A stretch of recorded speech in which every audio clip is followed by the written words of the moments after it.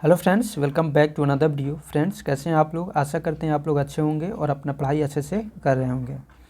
Friends, आज के इस वीडियो में हम लोग डिस्कस करेंगे भारत के यौवन राज्य के बारे में। ठीक है, तो आइए शुरू करते हैं इस वीडियो को और जानते हैं महत्वपूर्ण फैक्ट्स को जो आपकी परीक्षा की दृष्टि से महत्वपूर्ण रहने वाला है। भारत पर आक्रमण करने वाले विदेशी आक्रमणकारियों का क्रम इस प्रकार है। सबसे पहले हिंद यूनानी आया, उसके बाद शक, फिर पहलव और फिर कुषाण। सेल्यूकस के द्वारा स्थापित पश्चिमी तथा मध्य एशिया के विशाल साम्राज्य को इसके उत्तराधिकारी एंटियोकस प्रथम ने अक्षुण्ण बनाए रखा।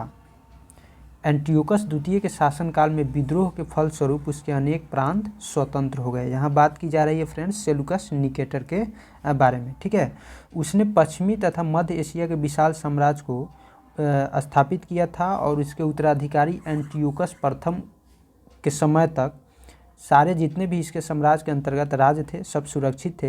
लेकिन एंटियोकस द्वितीय के शासनकाल में इसके साम्राज्य के अंतर्गत विद्रोह शुरू हो गया था और विद्रोह जब शुरू हुआ तो बहुत सारे प्रांत स्वतंत्र हो गए।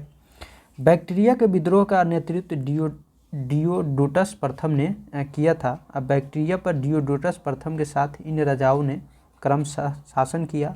डियोडोटस द्वितीय, यूथिडेमस, डेमेट्रियस, मिनांडर, यूक्रेटाइडस, एंटीआल्किडस तथा हर्मिक्स।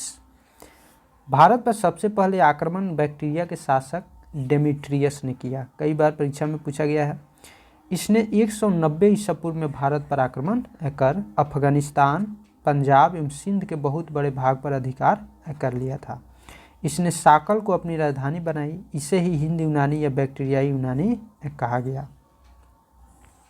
हिंद यूनानी शासकों में सबसे अधिक विख्यात मिनांडर था।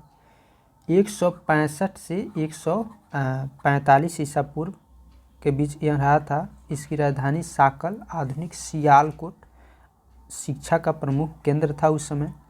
मिनांडर ने नागसेन से बौद्ध धर्म की दीक्षा ली थी।